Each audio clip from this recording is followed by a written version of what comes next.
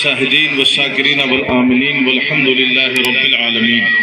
انتہائی عقیدت و احترام کے ساتھ بارگاہ رسالت مآب صلی اللہ علیہ وآلہ وسلم میں درود و سلام کی نظریں پیش کر رہے ہیں اور پڑھیں اللہم صلی علی سیدنا و مولانا محمد وعلی آل سیدنا و مولانا محمد صلاۃ تنجینا میرے میرا شاہ جینا شہباز لامکانی قطب ربانی غوث سمدانی سیدی مرشدی آقائی مولائی ملیائی سیدنا شیخ عبد القادر محی الدین جیلانی غوث اعظم رضی اللہ تعالیٰ عنہ کے مبارک عرس کے دن آج ہم جلوس غوثیہ میں اللہ تعالیٰ کے فضل و کرم اور اس کے احسان سے شریک ہیں۔ یقیناً یہ ہماری اور آپ کی فیروز بختی ہے، اس لیے کہ یہ وہ ذات ہے جس ذات کے بارے میں کہا گیا کہ جس طرح سے صحابہ کرام میں انبیاء کرام میں محمد عربی روح الفدا صلی اللہ علیہ وآلہ وسلم کو مقام و مرتبہ حاصل ہے، ویسے ہی تمام اولیاء کرام میں سیدی غوث اعظم دستگیر رضی اللہ تعالیٰ عنہ کو مقام و مرتبہ حاصل ہے۔ ہم سب ان کے غلام ہیں، ان سے ان کی نسبت کی عظیم نعمت ہمارے اور آپ کے ہاتھوں میں ہے۔ سیدی اعلیٰ حضرت علیہ الرحمہ نے کہا تھا کہ تجھ سے در سے سک سے ہے مجھ کو نسبت، میری گردن میں ہے دور کا ڈورا تیرا، اور کیا دبے جس پہ حمایت کا ہو پنجہ تیرا، شیر کو خطرے میں لاتا نہیں کتا تیرا، ہاتھ پکڑا ہے تو تاحشر نبھانا یا غوث، اب کسی حال میں دامن نہ چھوڑانا یا غوث، تیرے نانا کی سخاوت کی قسم ہے تجھ کو، اپنے در سے ہمیں خالی نہ پھرانا یا غوث۔ معزز دوستو، صحابہ کرام کے بعد چند اجلہ تابعین کو چھوڑ کر اپنے بعد والوں میں اور اپنے پہلے والوں میں سیدی غوث اعظم دستگیر رضی اللہ تعالیٰ عنہ سب سے زیادہ رفعت و عزت اور مقام و مرتبے کے حامل ہیں۔ سیدنا امام مہدی رضی اللہ تعالیٰ عنہ تھے۔ حضور رحمت عالم علیہ السلام نے دنیا میں انقلاب برپا کیا تھا اور اصلاح عمل اور اصلاح عقیدہ کا نمونہ پیش کیا تھا۔ آقائے دو جہاں صلی اللہ علیہ وسلم کے صحابہ کا دور سب سے عظیم دور تھا، اس کے بعد جو دور آیا تابعین کا دور، وہ بھی ایک بہتر دور تھا، اور پھر جیسے جیسے عہد رسالت سے زمانہ دور ہوتا گیا، برائیاں زمانے میں پھیلتی گئیں۔ میرے سرکار غوث اعظم رضی اللہ تعالیٰ عنہ کی اس دنیا میں پیدا ہونے سے پہلے حال یہ تھا کہ مسلمان تو تھا مگر دین سے اتنا دور ہو چکا تھا کہ دولت کے ظلم کا اتنا شکار ہو چکا تھا کہ ایک سرمایہ دار تاجر کے گھروں میں 800 ناچنے والیاں ہوا کرتی تھی۔ مسلمان آپس میں دست و گریباں تھا،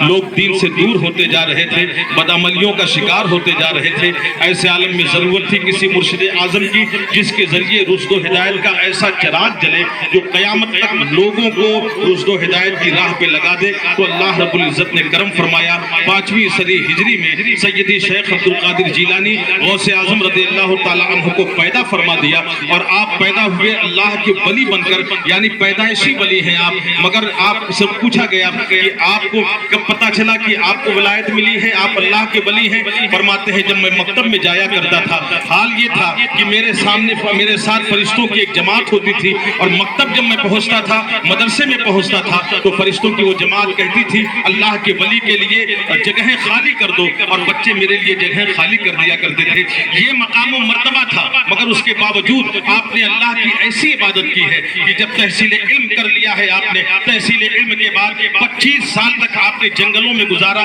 جنگلوں میں گزارنے کے بعد آپ نے ایسا زبردست مجاہدہ کیا ہے کہ 25 سال کے بعد جب آپ واپس آئے ہیں تو آپ فرماتے ہیں کہ میرا جی تو نہیں چاہتا تھا کہ میں جنگل سے مخلوق کے بیچ میں واپس آؤں، مگر حکم ربانی یہ تھا کہ آؤ اور لوگوں کو کے درمیان اصلاح عمل کرو، اصلاح عقیدہ کرو، اس لیے مجھے واپس آنا پڑا۔ اور پھر سیدی غوث اعظم رضی اللہ تعالیٰ عنہ نے جب بے مثال خطاب فرمایا ہے، آپ کے کردار کے ذریعے، آپ کے عمل کے ذریعے، آپ کے بے مثال خطاب کے ذریعے وہ انقلاب اسلامی برپا ہوا، انقلاب عمل برپا ہوا، انقلاب عقیدہ برپا ہوا۔ یہ آپ کے خلفاء کی جماعت، اس کے بعد ان کے خلفاء کی جماعت دھیرے دھیرے پورے زمانے میں پھیلی، اور زمانے نے دیکھا کہ ایک انقلاب عمل ایسا برپا ہوا کہ جو بد عمل تھے وہ نیک عمل بنتے ہوئے چلے گئے، جو بد عقیدہ تھے وہ خوش عقیدہ بنتے ہوئے چلے گئے۔ اور پھر اس کے بعد آپ نے رسول رحمت صلی اللہ علیہ وسلم کے در پاک سے انسانوں کو جوڑا ہے، اللہ کی رحمت سے جوڑا، اور حال یہ ہے کہ آپ فرماتے ہیں پھر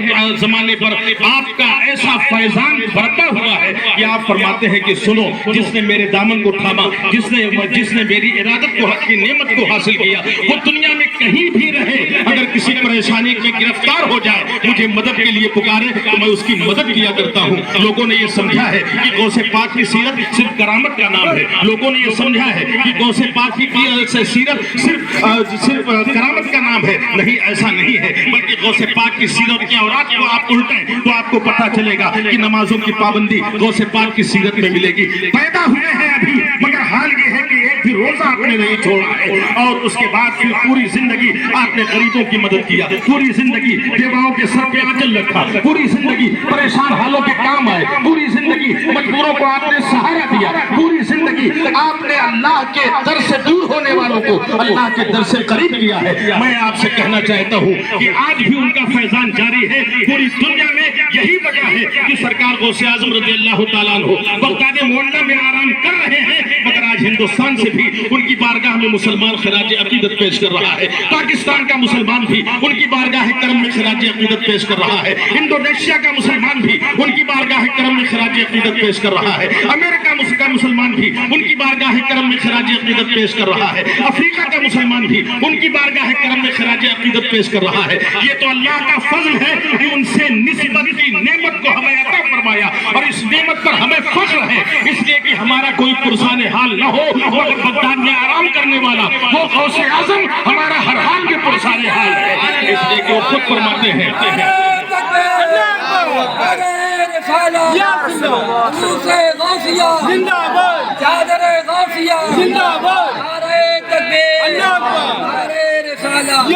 इसलिए कि वो खुद फरमाते हैं कि क़यामत तक पैदा होने वाले मेरे मुरीदों में से, आप लफ्ज को सुनिएगा, जिसने उनके दामन को थामा वही सिर्फ उनका मुरीद नहीं है, जिसने उनके हाथ पे हाथ दिया सिर्फ वही उनका मुरीद नहीं है, उनके सिलसिले में बैत होने वाला क़यामत तक जो उनसे मोहब्बत करता है, उनकी गुलामी का पट्टा गले में डालता है, उनसे निस्बत की नेमत को हासिल करता है, उनसे सच्ची अकीदत रखता है, खुद फरमाते हैं वो कि क़यामत तक पैदा होने वाले मेरे मुरीदों में से, मेरे गुलामों में से अगर किसी का पांव फिसलता है तो मैं बगदाद में रहकर उसे सहारा देता हूँ और उसकी दस्तगीरी दिया करता हूँ। इसलिए गुलामा ने गौसुलवारा, आप फख्र करो इस निस्बत पर, और उनकी गुलामी का पट्टा गले में डालो, उनसे सच्ची अकीदत रखो, सच्ची मोहब्बत रखो। कसम खुदा की वो दुनिया में भी दस्तगीर है, वो कल मैदान महशर में भी दस्तगीर होंगे। इसीलिए मेरे सैयदी सरकार आला हजरत ने फरमाया था, तुझसे दर, दर से सग से है मुझको निस्बत,